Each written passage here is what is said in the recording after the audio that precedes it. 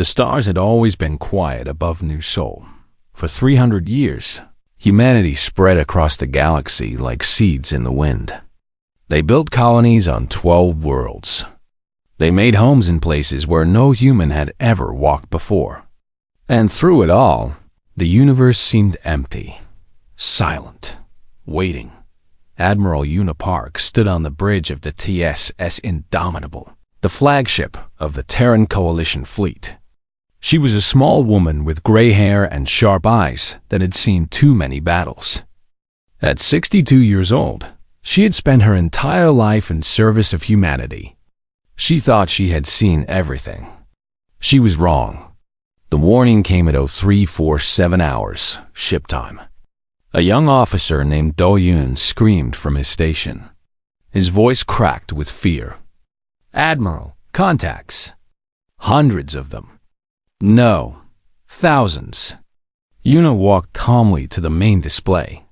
The screen showed the space above New Sol, humanity's largest colony world.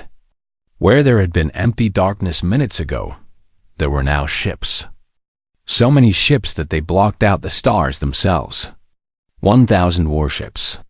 Each one was bigger than anything humanity had ever built. They hung in space like mountains, covered in strange lights and weapons that Una could not even recognize. "Who are they?" she asked quietly. The answer came not from her crew, but from the alien ships themselves. Every screen on the Indomitable flickered. Every speaker crackled.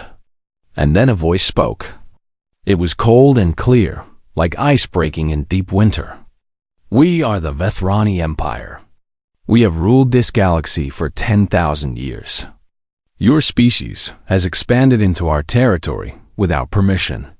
This is your only warning." The main screen changed.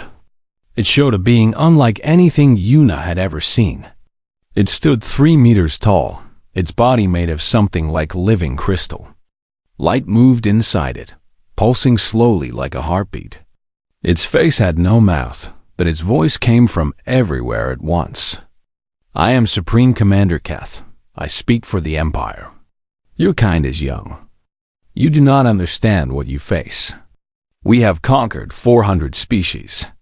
We have never been defeated. Resistance is not just foolish. It is impossible." It is impossible. Una felt her crew trembling around her. She understood their fear. The alien ships were beautiful and terrible. Their technology was so far beyond humanity's that it was like comparing a child's toy to a god's weapon. But Una had been a soldier for 40 years. She had learned one simple truth. Fear was useful only if you controlled it. Supreme Commander Keth continued. "You have 72 hours to accept our terms. Surrender all military vessels. Dismantle all weapons. Accept client status under the Empire. Your people will be allowed to live. You will serve us, but you will survive." The transmission paused. When Keth spoke again, there was something almost like pity in his voice. "If you refuse, we will destroy your fleet. We will burn your colonies. We will reduce your homeworld to ash and glass. This is not a threat. It is simply what will happen. We have done this many times before. Every species resists at first. Every species eventually surrenders. You will be no different." On Earth, billions of kilometers away, General Taiho Kim watched the same transmission. He was a big man with broad shoulders and a face like carved stone. He had fought in 3 colonial wars and never lost a battle. But as he watched the alien armada on his screen, he felt something cold settle in his stomach. The United Assembly was in chaos. Politicians screamed at each other. Some demanded immediate surrender. Others called for negotiation. A few simply sat in silence, their faces pale with shock. Taiho ignored them all. He was doing math in his head. Humanity's entire fleet numbered less than 200 warships. The aliens had brought 1,000, and these were probably just a small part of their full strength. The numbers were impossible. But Taiho had not become a general by accepting impossible odds. He opened a private channel to Admiral Park. Her face appeared on his screen, calm as always. "Yuna," he said simply, "what do you think?" She smiled. It was a small smile, tired but genuine. "I think they've never met humans before. They outnumber us 50 to 1. Yes. Their technology is centuries ahead of ours, probably more." Taiho leaned forward. "So, what do we do?" Yuna's smile grew wider. "We tell them no." The 72 hours passed slowly. Across human space, people watched the news and waited. Some prayed. Some cried. Some held their families close and whispered goodbyes. But something strange happened too. Volunteers flooded military recruitment centers. Factories that built civilian goods switched to making weapons. Scientists who had spent their lives studying stars began studying how to destroy alien ships. Humanity was afraid. But fear, as it turned out, made humans dangerous. When the deadline arrived, Supreme Commander Keth appeared on every screen once again. His crystal body glowed with cold light. "Your time has ended. What is your answer?" The leaders of Earth looked at Admiral Park. She stood straight and proud, her gray hair pulled back tight, her uniform perfect. She looked at the alien commander on the screen, this being who had conquered hundreds of worlds and never known defeat. And she laughed. It was not a nervous laugh or a crazy laugh. It was the laugh of someone who had just heard a good joke. Warm, real, almost friendly. "No," she said simply. "We will not surrender.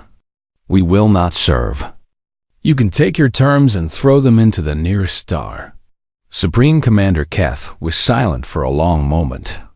When he spoke, there was confusion in his voice. In 10,000 years, no species had ever responded this way. "You do not understand your situation. We will destroy you." Yuna nodded. "Maybe, but you'll have to work for it. And I promise you this, Commander. By the time this is over, you'll know you were in a fight." She cut the transmission. Across the galaxy, the Vethrani Empire prepared for war. They expected a short campaign. A few battles. Quick surrender. They had done this hundreds of times before. They did not understand what they had awakened. Because humans were not like other species. They did not surrender when the odds were against them. They did not give up when victory seemed impossible. They had crawled out of caves and conquered their own world through nothing but stubborn refusal to die. And now, for the first time in 10,000 years, the Vethrani Empire would learn what it meant to fight an enemy that laughed at death. The war had begun. The first battle lasted 6 hours. The human fleet fought with everything they had. They fought with courage and skill and desperate hope. And they lost. Captain Jiwoo Lee watched from the bridge of the TSS Morningstar as the Vethrani weapons tore through human ships like paper. The alien beams were something humans had never seen before. They did not burn or explode. They simply erased whatever they touched, leaving nothing behind but empty space. Jiwoo was 34 years old.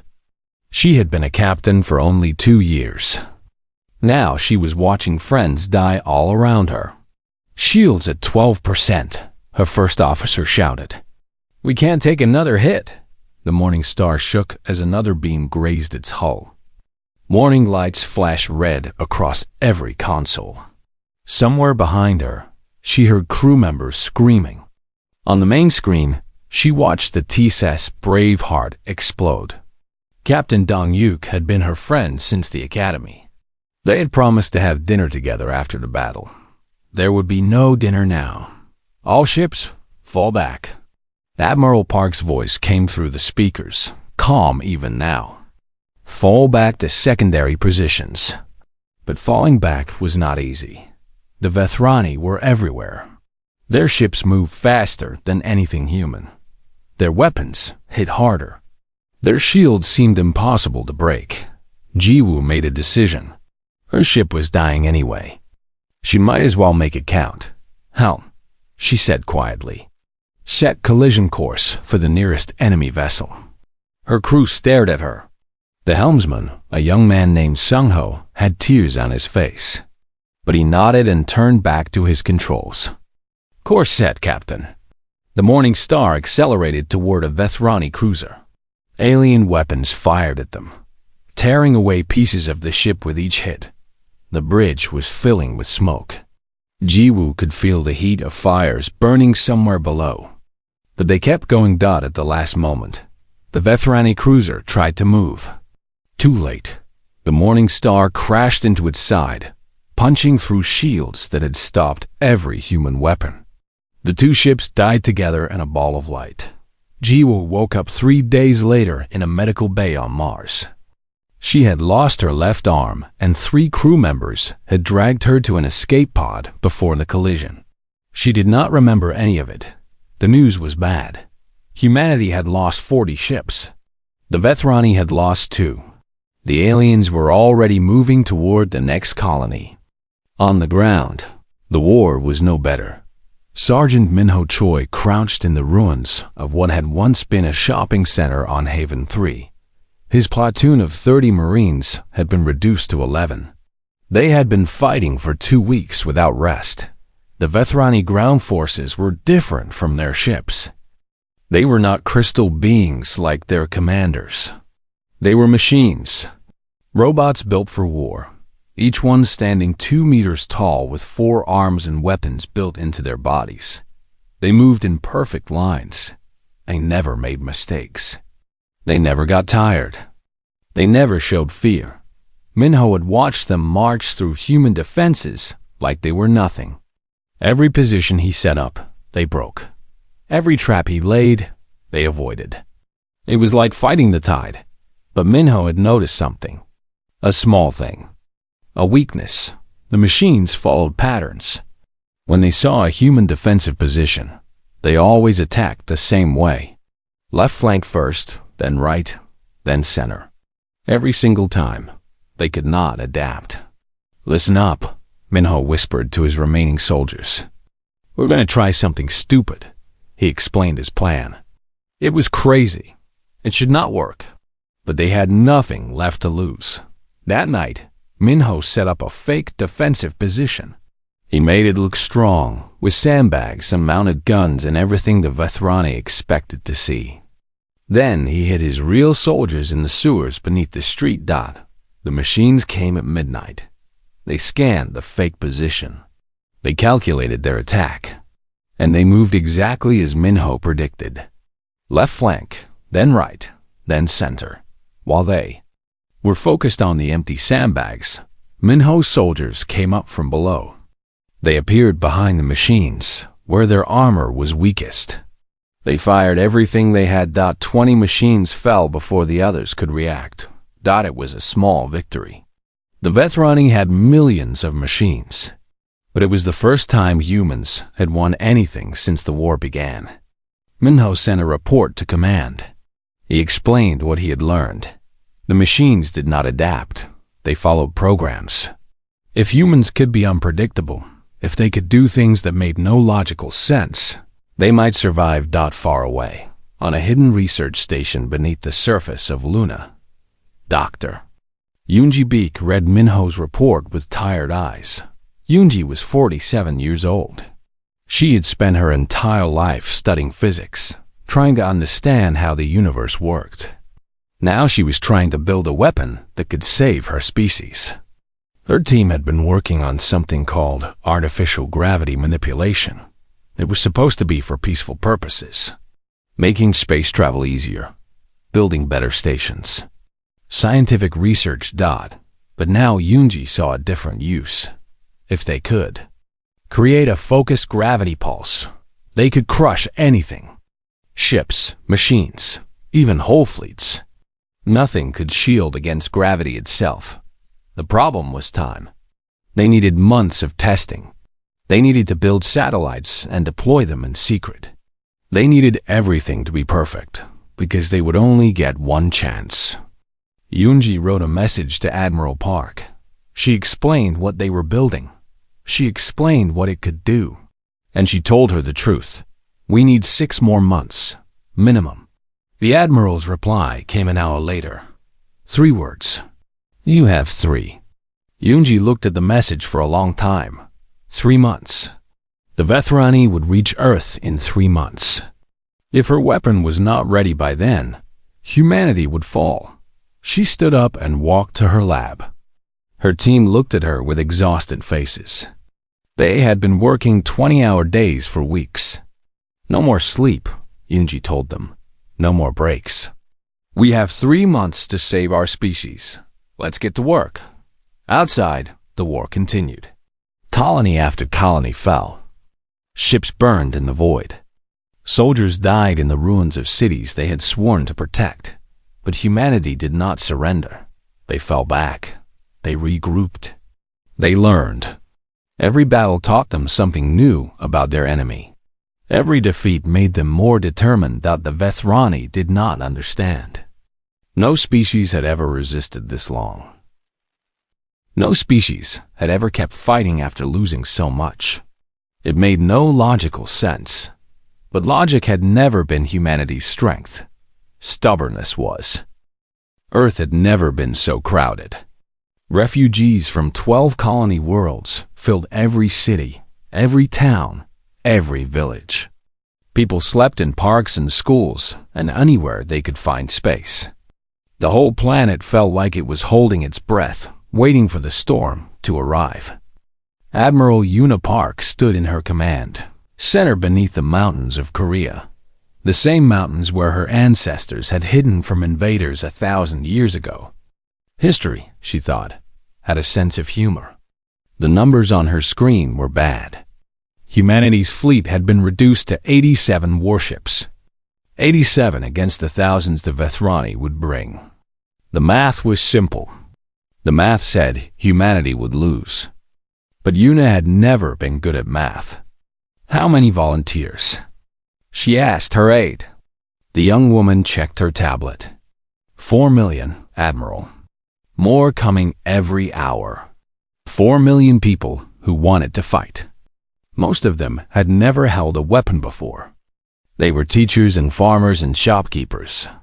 They were old men and young women, teenagers, who should have been in school. They were also humanity's only hope. Yuna gave an order. Every ship that could fly would be armed. Cargo freighters, mining vessels, passenger transports.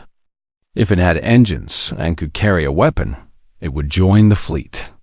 Across Earth, factories worked day and night. They built missiles and guns and armor plating. They converted peaceful ships into machines of war. It was ugly work, desperate work, but it was necessary. Hyun Woo Kang had been a freighter pilot for 15 years. He moved cargo between colonies, simple and honest work. He had never fired a weapon in his life. He had never wanted to. Now he stood on the bridge of his ship, the Wandering Star, looking at the guns his crew had welded onto every surface. His cargo hold was filled with missiles instead of trade goods. His crew of 12 had grown to 30, all volunteers with more courage than training. Are we really doing this? His first mate asked. She was a woman named Mireille, barely 20 years old. Her hands were shaking. Hyunwoo looked out at the stars. Somewhere out there, an alien armada was coming to destroy everything he loved. Yes, he said. We're really doing this. On Mars, Captain Jiwoo Lee was recovering from her wounds. Her left arm was gone, replaced by a mechanical limb that still felt strange. The doctor said she needed more time to heal. Jiwoo said she did not have time. She walked into Admiral Park's office and stood at attention. Her uniform was crisp. Her face was hard. I want a ship, she said. Yuna looked at her for a long moment. She saw the metal arm. She saw the scars on Jiwoo's face. She saw the fire in her eyes. I have one for you, the Admiral said. "We're calling it the last light. It's not pretty. Half of it is held together with tape and hope. But it flies and it fights." Jiwoo nodded. "Good enough. Your mission will be dangerous. You'll lead the decoy fleet. Draw the enemy away from our main force. The odds of survival are— I know the odds, Admiral." Jiwoo's voice was quiet but steady. "I watched my friends die in the first battle. I crashed my ship into the enemy and somehow lived. I'm not afraid of odds anymore." Yuna smiled sadly. "That's what I was afraid of." Supreme Commander Keth sent another message to humanity. This time, his voice carried something new.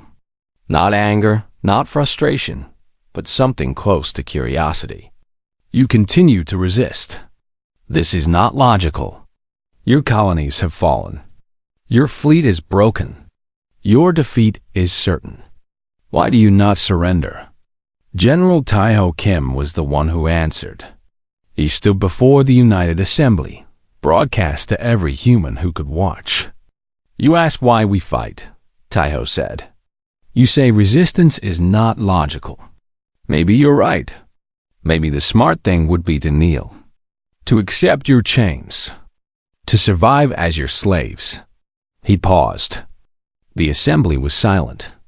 "But we are not fighting because we think we'll win. We are fighting because surrender is worse than death.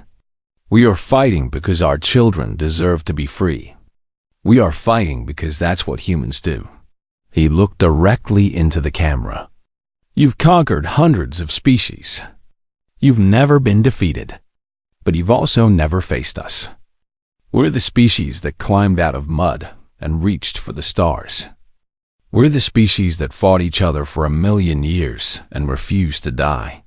We're stubborn. We're angry.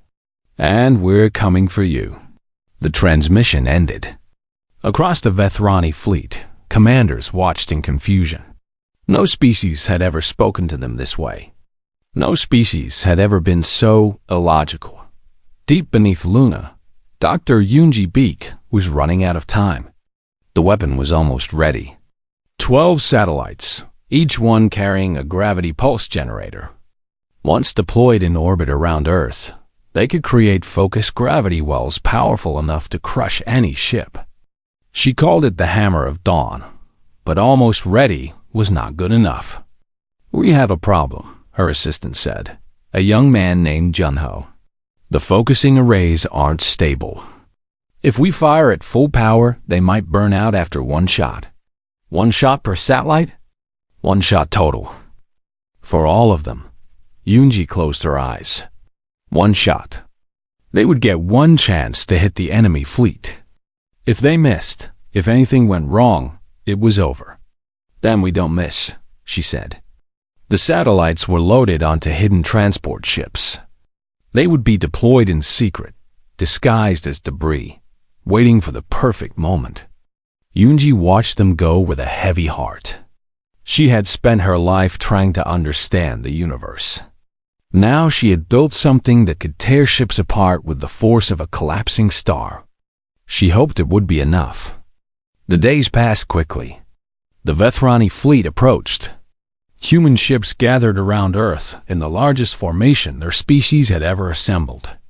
Warships and freighters and mining vessels, professional soldiers and terrified volunteers, all standing together against the darkness. Admiral Park walked through her flagship, talking to crew members, checking systems, doing the 1,000 small things that commanders do before battle. Everyone knew this might be the last time. In the engine room, she found a young engineer named Siwon crying quietly in a corner. He was barely 19, just a boy really. "Scared?" she asked, sitting down beside him. He nodded, unable to speak. "Good," Yuna said. "Fear means you understand what's happening. Only fools aren't afraid before battle." "How do you do it, Admiral? How do you stay so calm?" Yuna thought about the question for a long moment. "I don't stay calm. I'm terrified. I've been terrified since the moment I saw their fleet. But I learned something a long time ago, son. Courage isn't about not being afraid. Courage is about being afraid and doing what needs to be done anyway. She stood up and offered him her hand. Come on, we have a battle to fight. And I need every person on this ship to be ready. Siwan took her hand and stood. He was still scared. But he was also, for the first time since this nightmare began, ready. Outside, the stars waited. The enemy was coming. And humanity, stubborn and scared and absolutely refusing to die, prepared to meet them. The final battle was about to begin. The Vethrani fleet arrived at Earth on a Tuesday morning. 10,000 ships, the largest armada ever assembled in the history of their empire. They blocked out the sun itself, casting shadows across continents. Supreme Commander Keth stood on the bridge of his flagship, the Eternal Victory. He had conquered 37 species during his long life. He had never lost. He did not expect to lose today. His officers reported the human fleet ahead. Less than 300 ships, most of them small and weak. Converted freighters. Mining vessels. Things that barely deserved to be called warships at all. Pathetic, one of his commanders said. They cannot possibly hope to fight us with this. Keth was quiet for a moment. Something felt wrong. The humans were not running. They were not hiding behind their planet. They were moving forward, forming battle lines, preparing to attack. They should be surrendering, he said slowly. Why are they not surrendering? Before anyone could answer, the human fleet began to advance. Admiral Una Park sat on the bridge of the Indomitable, watching the enemy armada fill her screen. 10,000 ships. The numbers were impossible. The math was hopeless. She smiled anyway. Open a channel, she said. All frequencies. I want them to hear this. Her communications officer nodded. Channel open, Admiral. Una stood up. She straightened her uniform. And she spoke. Attention, Vethrani fleet. This is Admiral Una Park of the Terran Coalition. You ordered us to surrender. We laughed. You burned our colonies. We rebuilt. You killed our people. We kept fighting. She paused, letting her words sink in. Now we're coming for you. Every ship we have. Every weapon we can carry.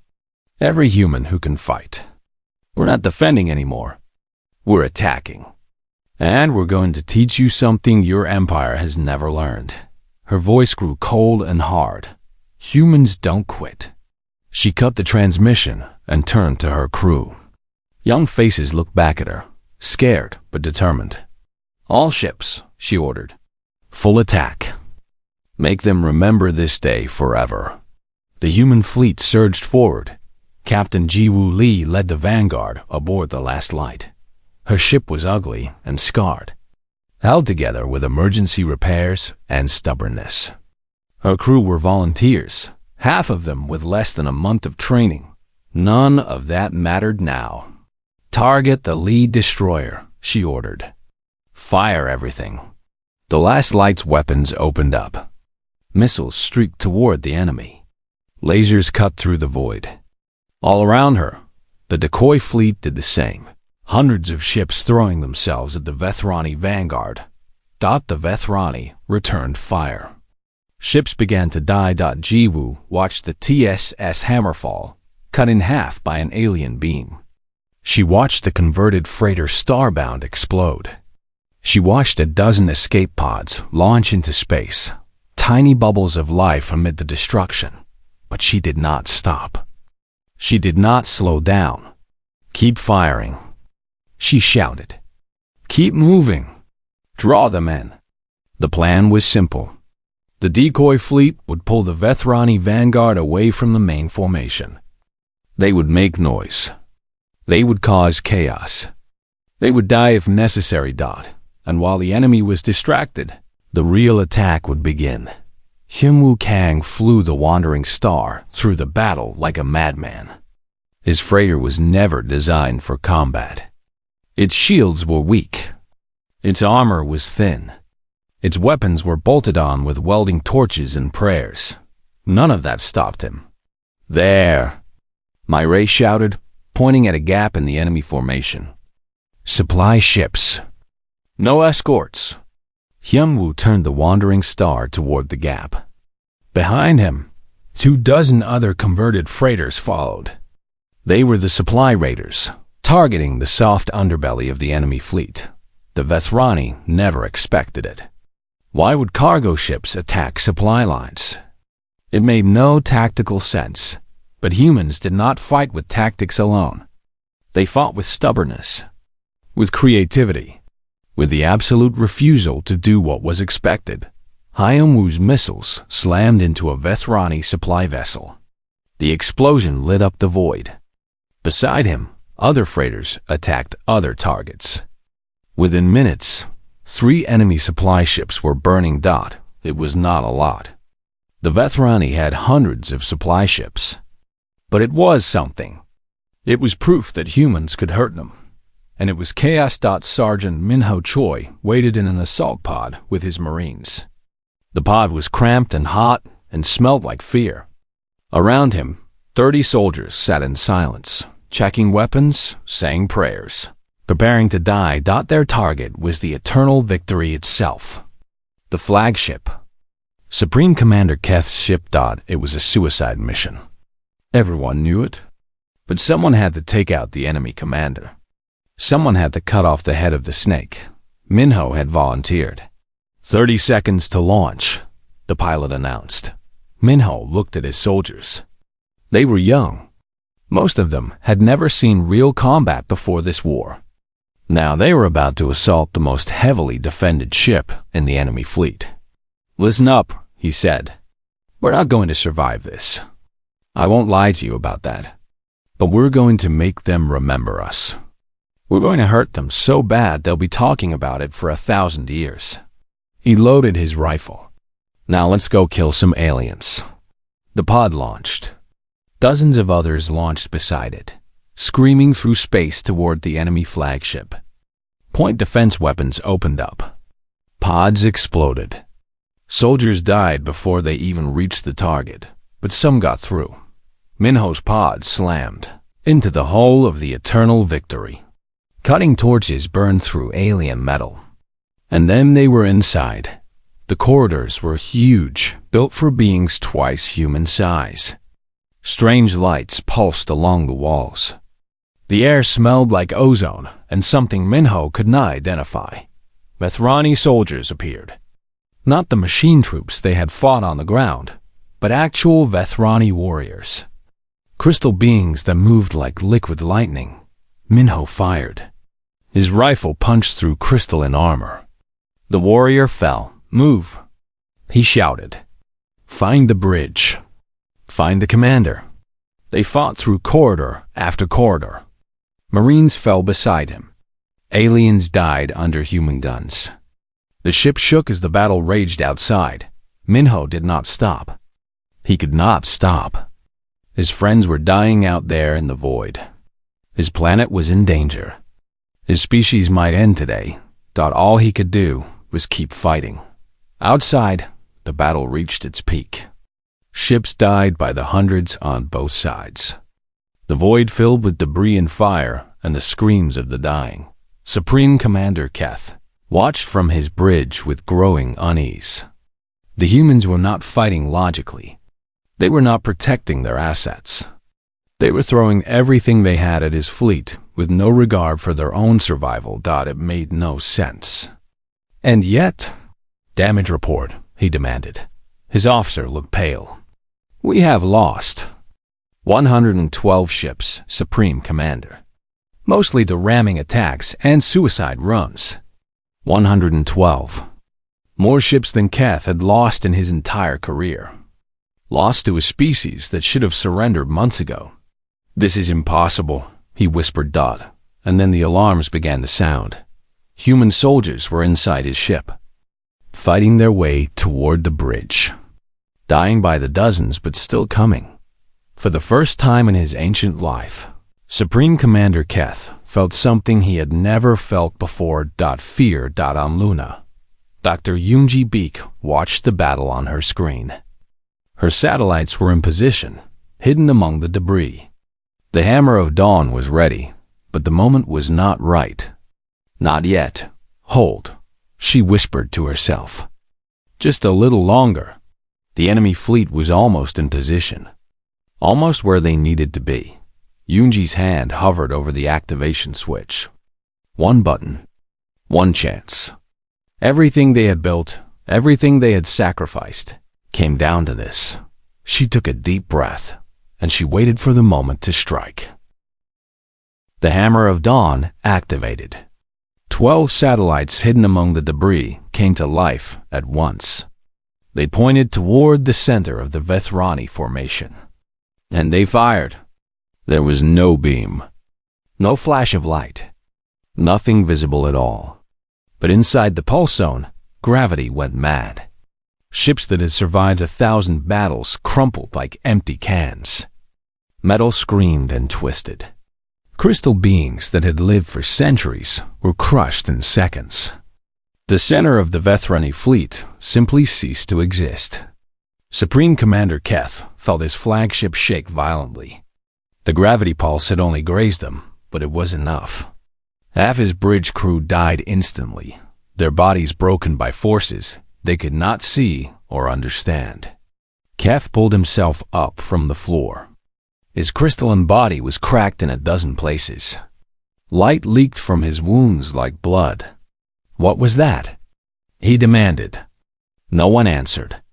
There was no one left to answer. Outside, the Vethrani fleet was in chaos. Their perfect formation had been torn apart. Ships drifted without power. Communication channels filled with screaming. Admiral Unipark watched from the Indomitable. The Hammer of Dawn had worked better than she had hoped, better than she had dreamed. But it was not enough. The pulse had destroyed maybe 1,000 enemy ships. 9,000 remained. Now, she said quietly, now we finish this. Her voice went out to every human ship in the fleet. All ships, full attack. No mercy, no retreat. This is our moment. Make it count. The human fleet surged forward into the chaos. Captain Jiwoo Lee led her squadron toward the enemy flagship. The Eternal Victory was damaged, leaking atmosphere, but still dangerous. Its weapons still fired. Its shields still held. Jiwoo did not care. All power to engines, she ordered. Ram them if you have to. Just get me close. The last light screamed through the battle. Alien weapons tore at its hull. Fires broke out across the ship. The crew fought to keep it flying. When they were close enough, Jiwoo fired everything. Missiles, lasers, even the escape pods, rigged with explosives. Everything the ship had, thrown at the enemy flagship. The Eternal Victory shields flickered and died. We're out of weapons, Captain, her first officer reported. And engines are failing. Jiwoo looked at the flagship. At the hole her weapons had torn in its side. At the path she had opened for the Marines inside. Then we've done our job, she said. Deep inside the Eternal Victory, Sergeant Minho Choi fought his way toward the bridge. His platoon of 30 had been reduced to 7. They were wounded, exhausted, almost out of ammunition. But they were close. So close. The door to the bridge was ahead. Massive, built for beings twice their size. Sealed tight. Explosives, Minho ordered. They placed their last charges on the door. The explosion tore it open, and there was Supreme Commander Keth. The ancient being stood alone in the wreckage of his bridge. His crystal body was cracked and broken. The light inside him flickered weakly. Around him lay the bodies of his officers, crushed by the gravity pulse, killed by the battle. Only he remained. Minho stepped forward, his rifle raised. His remaining soldiers fanned out behind him. Keth looked at the small human before him. This creature of flesh and blood, covered in wounds and dust, standing in the ruins of the greatest flagship ever built. "Why?" Keth asked. His voice was weak, but still proud. "You could have surrendered. You could have lived. Your species would have survived as our servants. Instead, you chose this. Death. Destruction. The end of everything." Minho kept his rifle aimed at the alien commander. "You still don't understand, do you? I understand that you are fools. That you've thrown away your future for nothing but pride." Minho shook his head slowly. "Not pride. Freedom. There's a difference." He stepped closer. "You've conquered hundreds of species. You've ruled this galaxy for 10,000 years. But you've never faced anything like us. We're the species that looked at impossible odds and laughed. We're the species that fought our own planet for 1,000,000 years and won. We don't know how to give up. We don't know how to stop." His finger tightened on the trigger. "And now you know what that means." Outside, the battle raged on. Hyun Woo Kang flew the wandering star through fields of debris and fire. His ship was barely holding together. Half his crew was dead. His engines were failing. But he kept flying. A Vethrani carrier loomed ahead, launching fighters toward the human fleet. Without shields. Without escorts. Damaged by the gravity pulse. Vulnerable. "Myre," Hyun Woo said. "Get to the escape pods.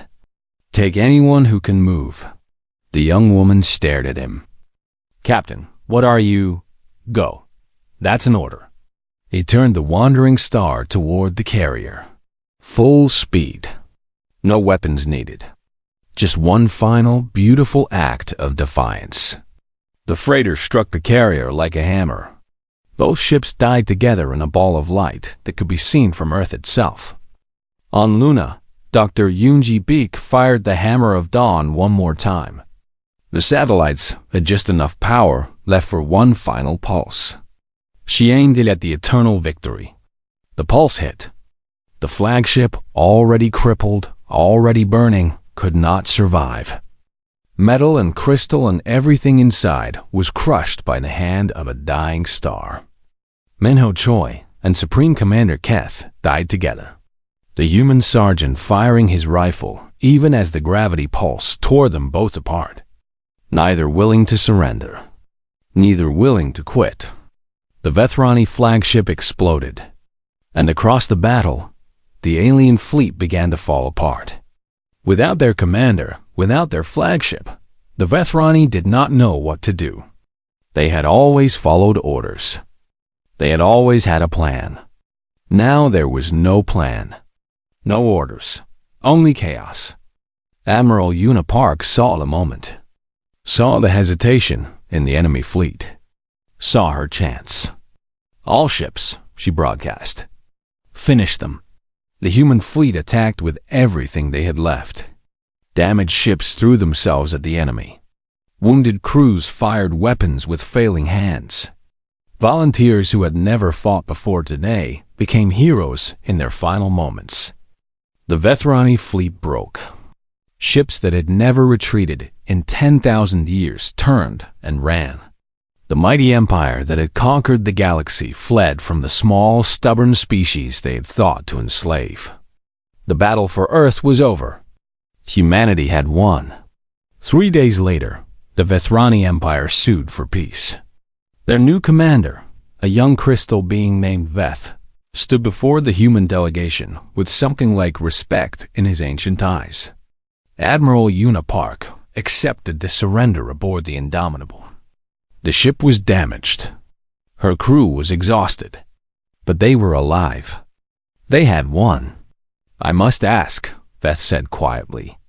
"When we sent our ultimatum, when we showed you our fleet, when we told you that resistance was futile, why did you laugh?" Una looked at him for a long moment. She thought about all the people who had died. Ji-Woo Lee, Minho Choi, Hyun-Woo Kang. Thousands upon thousands of names she would never know. "Because you expected us to be afraid," she said finally. You expected us to do the logical thing, the smart thing, the thing every other species has done. But that's not who we are. She stepped forward. We're human. When someone tells us we can't win, we laugh. When someone tells us to kneel, we stand taller. When someone tells us to surrender, we fight harder. She smiled. The same smile she had worn when she rejected their terms all those months ago. You thought you were conquering a weak species. Instead, you woke up humanity. And now the whole galaxy knows what that means. Veth bowed his crystalline head. We will not forget this lesson. Good, Una said. Because we won't either. The peace treaty was signed. The war was over. And across the galaxy, other empires watched the news with careful eyes. They saw the burning Vethrani ships. They heard the stories of human courage. They learned about the species that had refused to surrender, refused to die, refused to do anything except fight with every breath until victory or death. And they learned to fear the sound of human laughter. Because when humans laughed at death, it meant they were about to do something impossible. And impossible, as it turned out, was what humans did best.